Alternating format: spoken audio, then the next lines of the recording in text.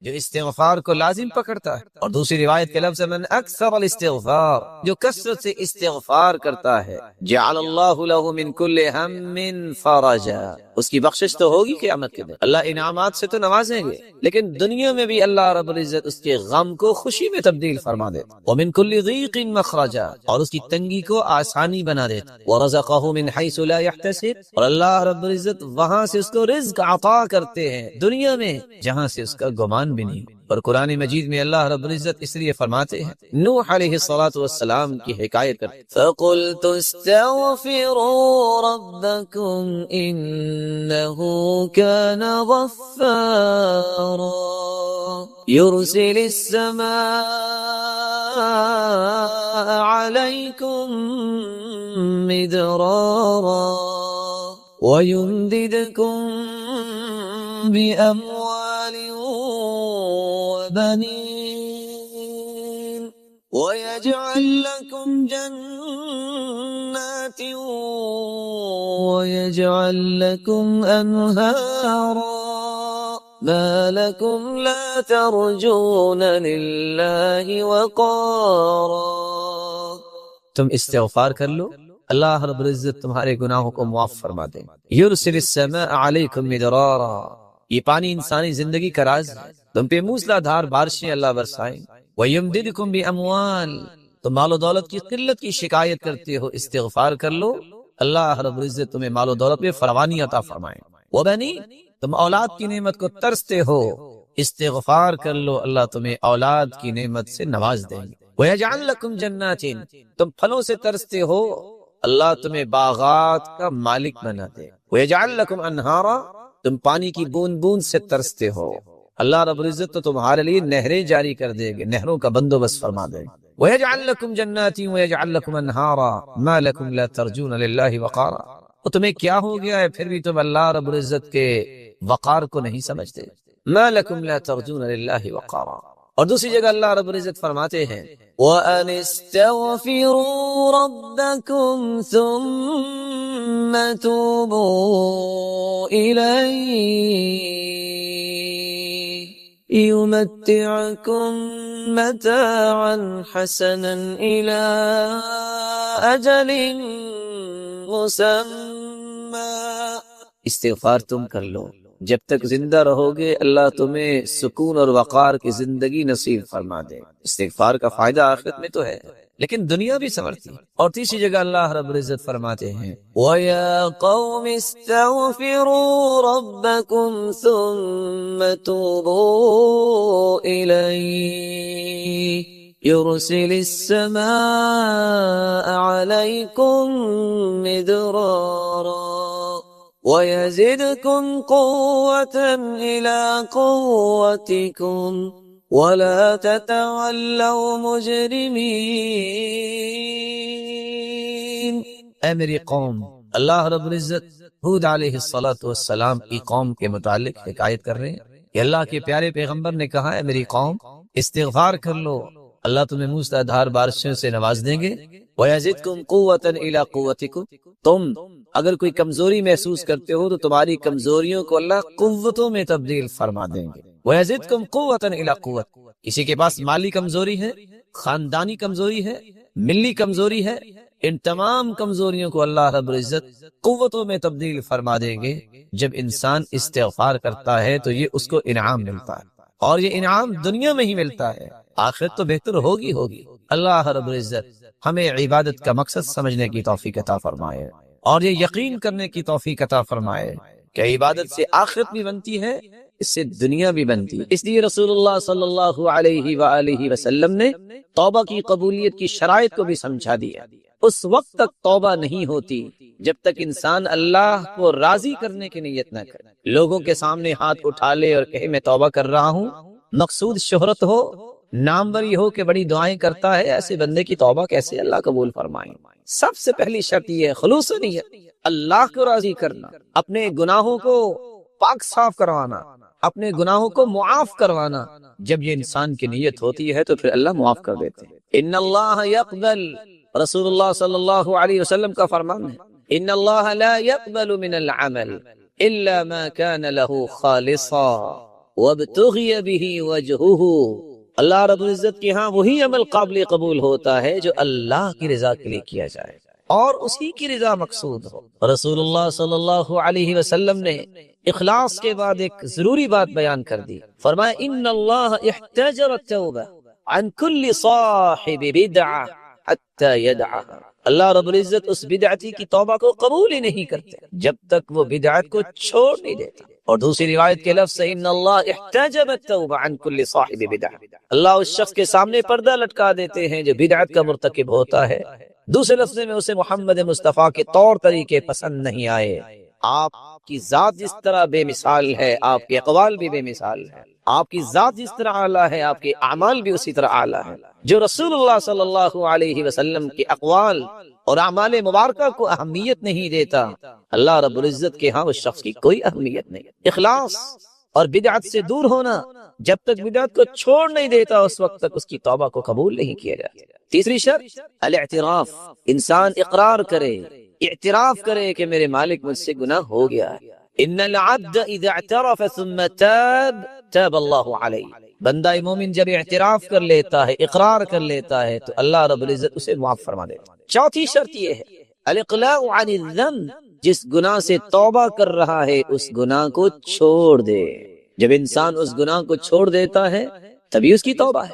اگر گناہ بھی کرتا جائے اور توبہ کے الفاظ بھی اپنی زبان سے بولتا جائے تو ایسی توبہ تو نہیں ہوتی۔ اس لیے قاضی فضیل بن عیاض رحمۃ اللہ علیہ کہا کرتے تھے الاستغفار بلا اقلاع عن الذنب توبۃ الکذابین، جو انسان گناہ نہیں چھوڑتا اور توبہ کرتا ہے اور کہتا ہے میں تو توبہ کر رہا ہوں، نماز پھر بھی نہیں پڑھتا، اور توبہ کر رہا ہے کہ میں نماز پڑھوں گا پچھلی معافی مل جائے اور نماز پھر بھی نہیں پڑھتا، یہ تو جھوٹے لوگوں کی توبہ ہے۔ اور رسول اللہ صلی اللہ علیہ وسلم نے فرمایا ان العبد اذا اخطأ خطیئہ نکتت فی قلبہ نکتۃ سوداء، جب بندہ غلطی کرتا ہے تو اس کے دل پہ کالا ایک نکتہ لگ جاتا ہے، ایک نشان لگ جاتا ہے۔ فإن هو نزع، اگر وہ اس گناہ کو چھوڑ دیتا ہے، واستغفر، اور استغفار کرتا ہے، وتاب، اور توبہ کرتا ہے، سقل قلبہ، اللہ رب العزت اس کے دل کو پاک صاف کر دیتے۔ پانچویں شرط یہ ہے انسان اپنے گناہ پہ شرمندہ ہو، نادم ہو، اور رسول اللہ صلی اللہ علیہ وسلم کا فرمان ہے الندم توبہ، شرمندگی یہ بھی ایک توبہ ہے۔ اور عائشہ رضی اللہ تعالی عنہا سے مخاطب ہو کر فرمایا یا عائشہ ان الممت بذنب فتوبی واستغفری فإن التوبة من الذنب الندم والاستغفار، اے عائشہ اگر تجھ سے کوئی غلطی ہوگی ہے تو نادم ہو جاؤ اور توبہ کر لو، کیونکہ توبہ یہ ہے الندم والاستغفار، شرمندہ ہو جانا اور اللہ کی طرف پلٹ کے آ جانا۔ چھٹی شرط یہ ہے کہ انسان عزم کرے، العزم علی اللہ یعود فیہ، اے اللہ میں یہ گناہ دوبارہ نہیں کروں۔ جب انسان عزم کر لیتا ہے تو اللہ رب العزت اسے معاف کر دیتا۔ ارشاد ربانی ہے والذین اذا فعلوا فاحشة او ظلموا انفسهم ذکروا اللہ فاستغفروا لذنوبهم ومن يغفر الذنوب إلا الله ولم يصروا على ما فعلوا وهم يعلمون والذين إذا فعلوا فاحشة، جو لوگ اللہ کی نافرمانی کر بیٹھتے ہیں، او ظلموا انفسهم، یہ اپنی جانوں پہ ظلم کر بیٹھتے ہیں، ذکر اللہ، وہ اللہ کا ذکر کرتے ہیں، فاستغفروا لذنوبهم، اور اپنے گناہوں کی بخشش طلب کرتے ہیں، ومن يغفر الذنوب الا اللہ، اللہ کے علاوہ کون گناہوں کو معاف کر سکتا ہے، ولم يصروا على ما فعلوا وهم يعلمون، پھر دوبارہ وہ گناہوں پہ اصرار نہیں کرتے، جو عزم کر لیے اس پہ پختگی دکھاتے ہیں۔ توبہ کی قبولیت کی ساتویں شرط یہ ہے کہ موت کی غرغراہٹ سے پہلے توبہ کرے۔ اذا عاین الملک، جب فرشتہ نظر آ جائے، والتفت الساق بالساق، اور پنڈلی پہ پنڈلی چڑھ جائے اور موت کی غرغراہٹ شروع ہو جائے تو پھر توبہ قبول نہیں ہوگی۔ اور رسول اللہ صلی اللہ علیہ وسلم نے فرمایا ان اللہ یقبل توبۃ العبد ما لم یغرغر، اللہ رب العزت توبہ کو قبول فرماتے ہیں جب تک موت کی غرغراہٹ نازل نہیں ہو جاتی۔ من تاب الی اللہ قبل، من تاب الى اللہ قبل ان یغرغل قبل اللہ من، جو اللہ کی طرف توبہ کرتا ہے موت کی غرغراہٹ سے پہلے اللہ اس کی توبہ کو قبول فرما لیتا ہے۔ 8ویں شرط، رسول اللہ صلی اللہ علیہ وسلم نے فرمایا ان للتوبة بابا عرض ما بین مصراعی کما بین المشرق والمغرب، اللہ رب العزت نے توبہ کا ایک دروازہ بنایا ہے جس کی چوڑائی اتنی ہے جتنا مشرق و مغرب کا فاصلہ، لا یغلق حتی تطلع الشمس من مغربها، یہ اس وقت تک دروازہ کھلا ہے جب تک قیامت قائم نہیں ہو جاتی۔ فمن مات فقد قامت قیامته، جس کو موت آ جائے اس کی قیامت تو اسی دن قائم ہو گئی۔ تو موت سے پہلے توبہ کی جائے، اور رسول اللہ صلی اللہ علیہ وسلم نے فرما دیا ہے کہ توبہ کا دروازہ کھلا ہے۔ اللہ رب العزت ہمیں توبہ کی توفیق عطا فرما دے۔ 9ویں شرط یہ ہے، توبہ کی قبولیت کے لیے انسان کو بری مجالس چھوڑنی چاہیے، برے دوست، برا معاشرہ، بری مجالس، اس کو ترک کر دے۔ 99 لوگوں کا قاتل ایک پادری کے پاس پہنچا اور کہتا ہے حل من توبہ، کیا میری توبہ ہے؟ اس نے کہا 99 جانوں کو ضائع کر دیا اور توبہ کی بات کر رہے۔ اس نے تلوار نکالی اور اس کو بھی مار دیا۔ 100 کا قاتل کسی نیک انسان کے پاس آیا، اس سے پوچھا حل من توبہ، کیا میری توبہ ہے؟ کہا کیوں نہیں، اللہ کی رحمت بڑی وسیع ہے، لیکن سنو اتی قریۃ کذا وکذا فانہم یعبدون اللہ، فلاں بستی میں چلے جاؤ، وہاں اللہ کی عبادت کرنے والے لوگ رہتے ہیں، یہ بستی چھوڑ دو۔ وہ شخص نکلا، فادرکہ الموت، راستے میں سے موت آ گئی، گر گیا۔ اللہ کی نورانی فرشتے آئے، اس کی روح قبض کی ملک الموت نے، اور وہ فرشتے جو اس روح کو جنت میں لے جانے والے تھے وہ بھی موجود ہیں، جو جہنم میں لے جانے والے وہ بھی موجود ہیں۔ فاختصمت الملائکہ، فرشتوں میں آپس میں جھگڑا ہوا، وہ کہیں یہ توبہ کر کے آیا ہے، اس کو جنت میں لے جانا ہے، دوسرے کہیں نہیں اس نے کوئی عبادت تو کی نہیں ہے، یہ کیسے جنت میں جائے گا؟ اللہ نے کون نورانی فرشتہ بھیجا کہ فیصلہ کرواؤ، قیسوا بینہما، ان دونوں کے درمیان نیک لوگوں کی بستی اور برے لوگوں کی بستی، ان دونوں کے درمیان پیمائش کرو، اس کا جسد خاکی جن لوگوں کے قریب ہوگا فیصلہ ہو جائے۔ فقاسوا، جنہوں نے پیمائش کی، فوجداہ الی ہذہ اقرب بشبر، اس کا جسد خاکی نیک لوگوں کی طرف ایک بلشت قریب تھا، فیصلہ ہو گیا کہ یہ جنت میں جائے۔ اللہ رب العزت توبہ قبول کرتے ہیں اس شخص کی جس شخص کی نیت خالص ہو، بدعت کو چھوڑ دے، اقرار کر لے، اعتراف کر لے، شرمندہ ہو جائے، اس گناہ کو چھوڑ دے جس سے توبہ کر رہا ہے، عزم کرے کہ آئندہ نہیں کروں گا، موت کی غرغراہٹ سے پہلے، قیامت سے پہلے، موت سے پہلے توبہ کرے اور برے لوگوں کی صحبت کو چھوڑ دے۔ اللہ رب العزت توبہ قبول فرما دے۔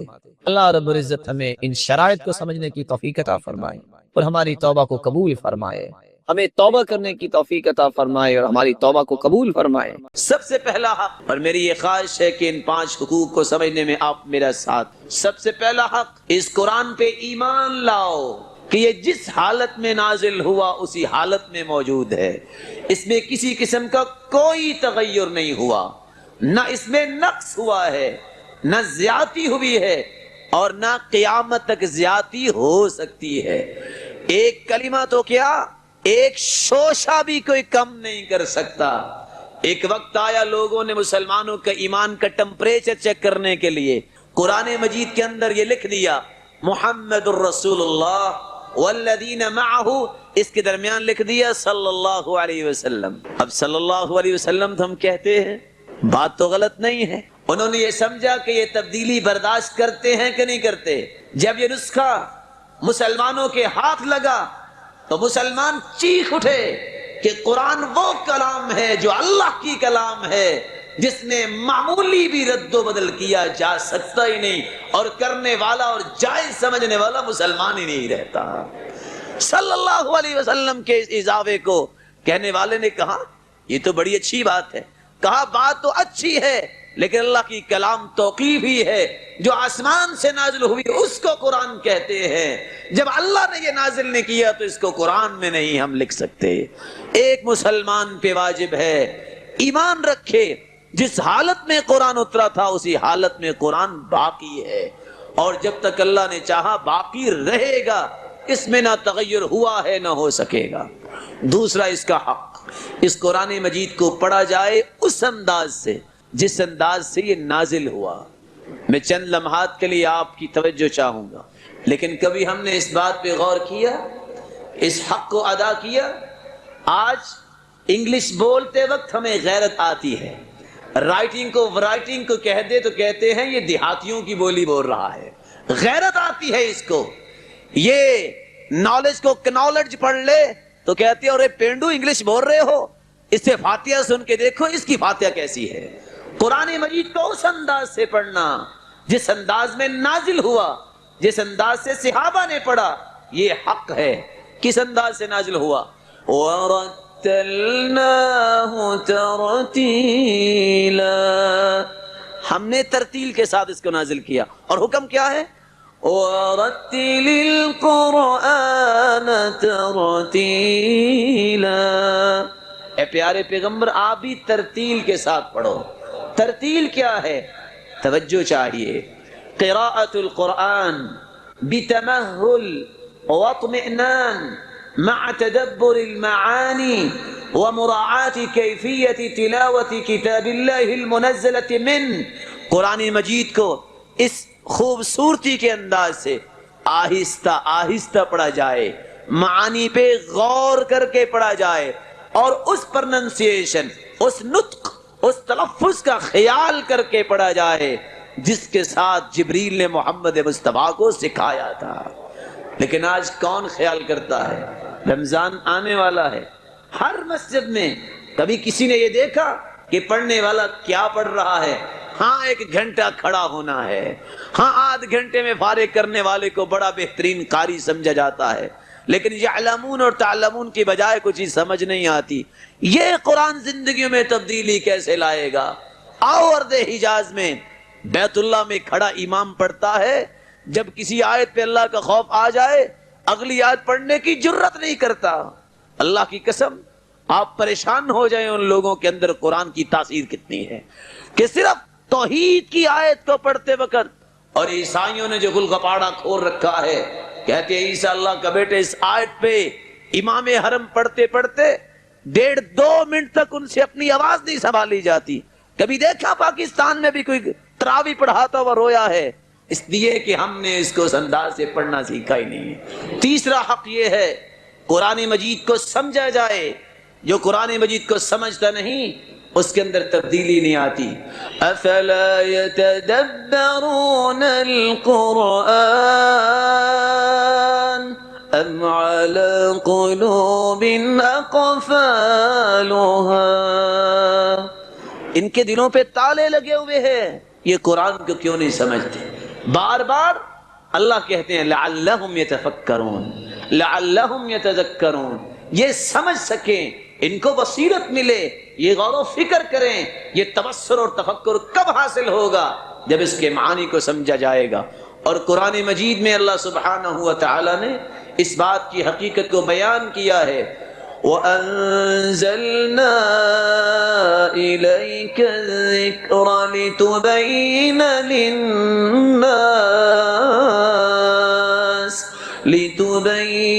لِلنَّاسِ مَا نُزِّلَ إِلَيْهِمْ وَلَعَلَّهُمْ يَتَفَكَّرُونَ.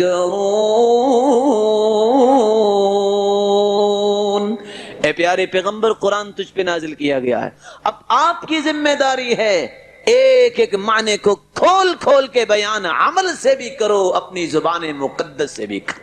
اور سچی بات یہ ہے, امام طبری کہا کرتے تھے مجھے تعجب ہے ان مسلمانوں پر جو قرآن تو پڑھتے ہیں معانی کو جانتے نہیں, وہ قرآن کی لذت کیسے لیتے ہیں.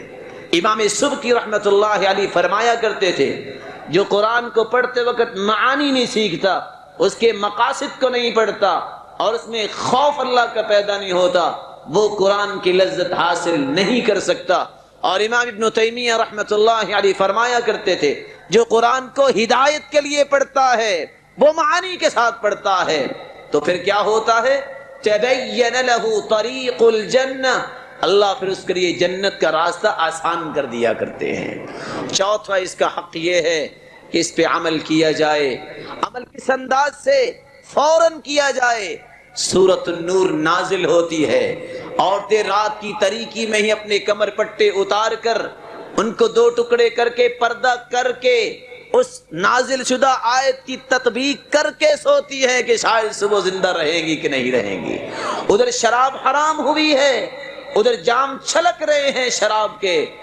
ابو طلحہ فرماتے ادھر سے اعلان ہوا میں اپنے چچاؤں کو شراب پلا رہا تھا, ابھی حرام نہیں ہوئی تھی. جب آواز آئی کہ حرم الخمر, شراب حرام ہو گئی ہے, وہ جام جو ہاتھوں میں تھے وہ بھی پٹخ دیے اور پائے حقارت سے ان مٹکوں کو بھی توڑ دیا, اور مدینے کی گلیوں میں شراب اس طرح بہ رہی تھی جیسے سیلاب آ گیا ہے. لیکن آج مسلمان کا انداز وہ نہیں رہا, ایک بات کے لیے 20 سال انتظار کرواتا ہے. کہا جاتا ہے نماز پڑھو, کہتا ہے پڑھ لیں گے, ٹائم نہیں ملتا. ملک الموت آ گیا تو اس کو بھی کہنا بھائی ٹائم نہیں ہے, پھر کسی دن آ جانا. آج کہا جاتا ہے اللہ سے ڈر جاؤ, کل کائنات سے خوبصورت ہستی محمد الرسول اللہ صلی اللہ علیہ وسلم تھے, اور ان کی سنت ہے یہ داڑھی, اس کا اہتمام کرو. کہتے ہیں شادی کے بعد کریں گے, شاید کہ وہ دن تمہیں دیکھنا ہی نصیب نہ ہو جس دن کے انتظار میں بیٹھے ہو. یا من بدنیا اشتغل وقد غرك طول العمل, الموت يأتي بغتة والقبر صندوق العمل. اور لمبی امیدوں کے اسیر اور غلام اور قیدی بننے والے, تمہیں کیا پتا موت تو اچانک آیا کرتی ہے. موت یہ نہیں دیکھتی جوان ہے کہ بوڑھا ہے کہ بچہ ہے, جو اللہ نے لکھ دیا ہے. اذا جاء اجلهم لا يستأخرون ساعة ولا يستقدمون. موت جب آ جائے ایک پل نہ آگے نہ پیچھے نہیں ہو سکتی. بات یہ کر رہے تھے, یہ چوتھا پیغام, چوتھا حق ہے مجھ پہ اور آپ کے کندھوں پہ کہ قرآن مجید پہ عمل کیا جائے جس طرح صحابہ نے عمل کیا. آخری حق اور پانچواں حق, مسلمانوں اس قرآن کے پیغام کو عام کرو, اس کی دعوت دو. بلغوا عنی ولو آیہ, کسی کو ایک آیت آتی ہے اس کو سکھانا پڑے گا, کوئی قاعدہ پڑا ہو اس کو سکھانا پڑے گا. صحابی کہتے ہیں ہم اللہ کے رسول کے پاس گئے, فمنا من علم السورہ او السورتین والفاتحہ والسنن, کسی کو فاتحہ یاد تھی, کسی کو سنت, کسی کو سورت, کسی کو 2 صورتیں, لیکن ذوق کیا بنا تھا؟ ذوق یہ بنانا پڑے گا مجھے اور آپ کو.